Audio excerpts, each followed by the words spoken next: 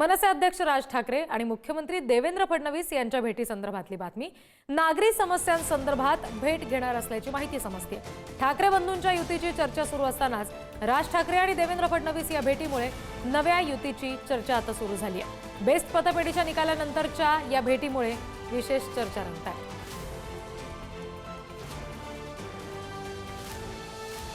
मुख्यमंत्र्यांना जर विरोधी पक्षाचे नेते भेटायला गेले आणि त्यांच्यात काही चर्चा सुरू असेल तर ती होऊ द्या ना सुरू। राज ठाकरे आणि फडणवीस हे अनेकदा भेटलेले आहेत। हा पहिला विषय। गणपतीचे दिवस आहेत, घरोघर गणपती येत असतात। कदाचित ते गणपतीचं आमंत्रण द्यायला गेले असतील, राज्यासंदर्भातले काही प्रश्न असतील। ज्या पद्धतीनं फडणवीस यांच्या काळात काल मुंबई बुडाली का 2 दिवस मुंबई बुडते आहे। मुंबई, ठाणे, नाशिक सारखी शहरं बुडाली। राज्याच्या प्रश्नांवर त्यांची काही चर्चा सुरू असेल, त्याच्यामध्ये एवढं त्रास करून घ्यायची गरज नाही कोणाला। आम्हाला त्रास झालाय का? नाही, आम्हाला माहिती आहे। आणखी तपशील घेऊयात। प्रतिनिधी सुशांत सावंत आपल्याशी जोडले गेलेले आहेत त्यांच्याकडून। सुशांत, आत्ताच बेस्ट निवडणुकीचा निकाल समोर येणं, ठाकरे बंधूंच्या युतीची पहिली परीक्षा ज्यात थेट भोपळा मिळणं आणि हा भोपळा मिळाल्यानंतर आता पुन्हा परत नवी चाचपणी सुरू झाली असं म्हणायचं का?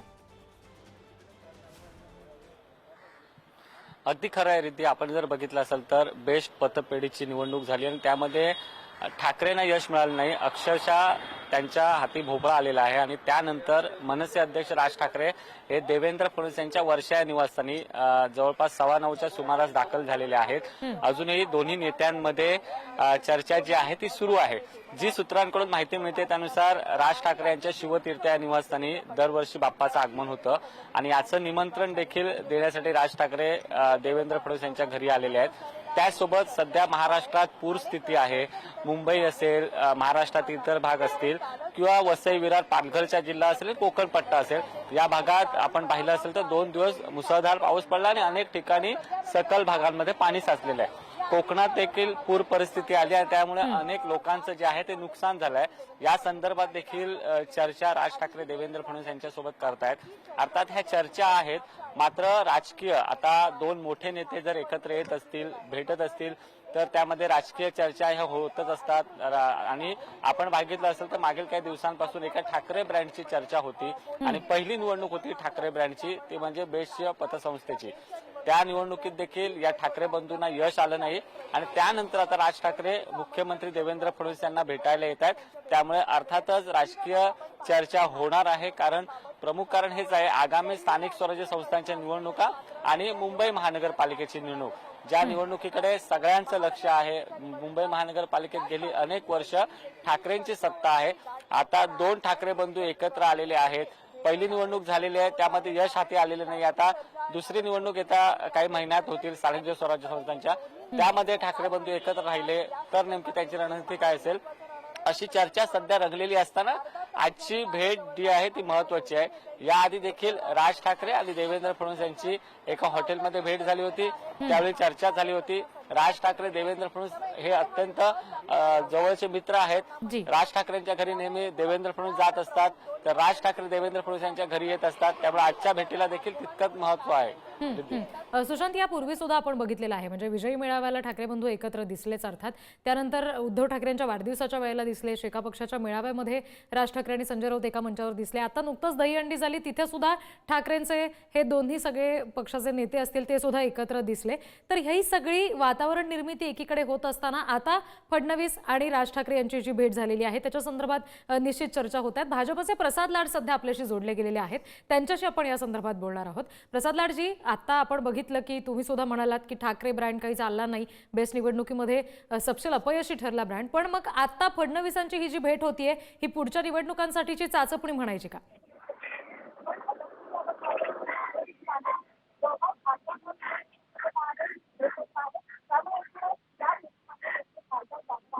त्यामुळे मुंबईत मुंबईच्या समस्यांवर अनेक वेळा ते माननीय मुख्यमंत्री देवेंद्रजी फडणवीस यांना भेटत असतात आणि त्या दोघांची मैत्री देखील आहे.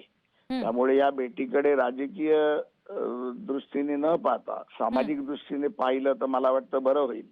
काय आहे की प्रत्येक गोष्टीला आपण राजकीय दृष्टिकोनातून पाहायचं नसतं. आता काही वेळा काही नेते भेटत असतात. आता काल परवामध्ये सन्माननीय सुप्रिया सुळेताई अमित शहाना भेटल्या. त्या देखील आपण जर त्याला राजकीय भेटीतून पाहिलं तर ते तसं पाहणं योग्य होणार नाही. परंतु जो कालचा निकाल आहे हा निश्चित ठाकरेंना धक्का देणारा आहे, याबद्दल मी स्पष्टपणे सांगतो. परंतु आजची भेट ही मला वाटतं गणपती उत्सवाच्या बाबतीतल्या व्यवस्थेबद्दल असावी असा माझा कयास आहे. मला मिळालेल्या माहितीप्रमाणे गणेशोत्सव आणि येणारे झालेला पाऊस या विषयावरती, मुंबईमध्ये भरलेलं पाणी या विषयावरती राजसाहेबांनी चर्चा केली असावी असं मला प्रथमदर्शी वाटते. बर, प्रसाद लाडजी, जसं तुम्ही म्हणताय की पावसाचा मुद्दा आहेच, गणेशोत्सवाचा मुद्दा आहेच, आता नुकतंच संजय राऊत काय म्हणाले हे सुद्धा बघितलं असेल आपण. त्यांचं सुद्धा म्हणणं आहे की कदाचित गणपतीसाठीचं आमंत्रण द्यायला म्हणून ते गेले असतील.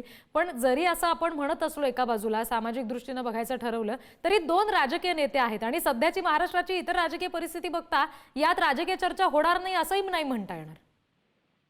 नाही, असं आहे की फटाके लावले तर आवाज तर येणारच आहे. त्यामुळे राजसाहेबांची भेट ही माननीय मुख्यमंत्र्यांची इतर राजकीय चर्चेचा विषय असणारच आहे. परंतु जोपर्यंत त्यांच्या कुठल्याही नेत्याकडनं त्याचा दुजोरा होत नाही किंवा माननीय मुख्यमंत्र्यांकडनं या बाबतीतली आम्हाला प्रथमदर्शी पूर्ण माहिती मिळत नाही तोपर्यंत आपण काहीही बोलणं योग्य होणार नाही. कारण राजकारणामध्ये कुठल्याही गोष्टीमध्ये आतातावीपणा करणं योग्य नसतो, ज्या पद्धतीमध्ये संजय राऊत करत असतात. मला वाटतं की आपण या गोष्टीला फार गांभीर्याने न घेता एक सामाजिक भेट म्हणून घेतलं तर बरं होईल असं माझं प्रथमदर्शी मत आहे.